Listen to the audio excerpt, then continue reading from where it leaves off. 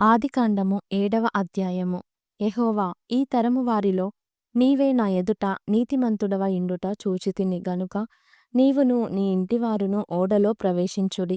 పవిత్ర జంతువులలో ప్రతి జాతి పోతులు 7ను, పెంటులు 7ను, పవిత్రములు కాని జంతువులలో ప్రతి జాతి పోతును పెంటియు 2ను, ఆకాశ పక్షులలో ప్రతి జాతి మగవి 7ను, ఆడువి 7ను, నీవు భూమి అంతటి మీద సంతతిని జీవముతో కాపాడునట్లు నీ యొద్ద ఉంచుకొనుము.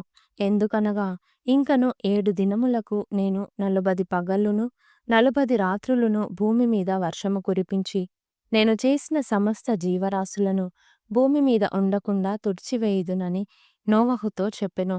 తనకు యెహోవా ఆజ్ఞాపించిన ప్రకారము నోవహు యావత్తు చేసెను. ఆ జలప్రవాహము భూమి మీదికి వచ్చినప్పుడు నోవహు 600 ఏండ్లవాడు.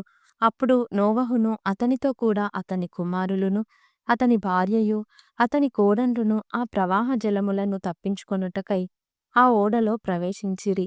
దేవుడు నోవహునకు ఆజ్ఞాపించిన ప్రకారము పవిత్ర జంతువులలోను అపవిత్ర జంతువులలోను పక్షులలోను నేలను ప్రాకు వాటన్నిటిలోనూ మగది ఆడుది జతజతలుగా ఓడలోనున్న నోవహునొద్దకు చేరెను.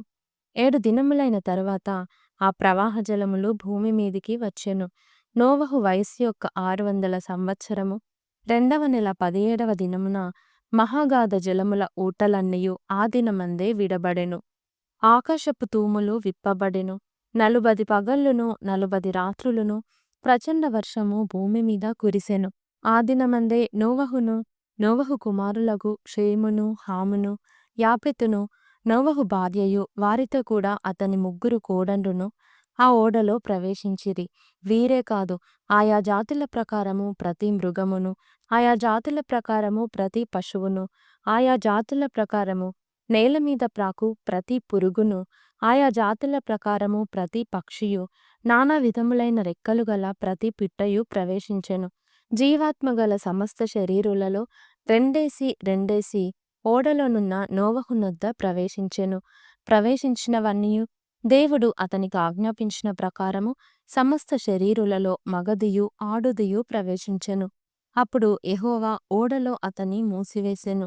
ఆ జలప్రవాహము 40 దినములు భూమి మీద నుండగా జలములు విస్తరించి ఓడను తేలచేసినందున అది భూమి మీద నుండి పైకి లేచెను. జలములు భూమి మీద ప్రచండముగా ప్రబలి మిక్కిలి విస్తరించినప్పుడు ఓడ నీళ్ల మీద నడిచెను. ఆ ప్రచండ జలములు భూమి మీద అత్యధికముగా ప్రబలినందున ఆకాశమంతటి క్రిందనున్న గొప్ప పర్వతములన్నీయు మునిగిపోయెను. 15 మూరల ఎత్తున నీళ్లు ప్రచండముగా ప్రబలెను గనుక పర్వతములను మునిగిపోయెను. అప్పుడు పక్షులేమి, పశువులేమి, మృగములేమి, భూమి మీద ప్రాకు పురుగులేమి, భూమి మీద సంచరించు సమస్త శరీరులేమి, సమస్త నరులేమి చచ్చిపోయిరి. పొడి నేల మీదనున్న వాటన్నిటిలోనూ నాసికారంధ్రములలో జీవాత్మ సంబంధమైన ఊపిరి గలవన్నీయు చనిపోయెను. నరులతో కూడా పశువులును పురుగులును ఆకాశ పక్షులును నేల మీదనున్న జీవరాశులన్నీయు తుడిచివేయబడెను. అవి భూమి మీద నుండకుండా తుడిచివేయబడెను. నోవహును అతనితో కూడా ఆ ఓడలనున్నవి మాత్రము మిగిలియుండెను. 150 దినముల వరకు నీళ్లు భూమి మీద ప్రచండముగా ప్రబలెను.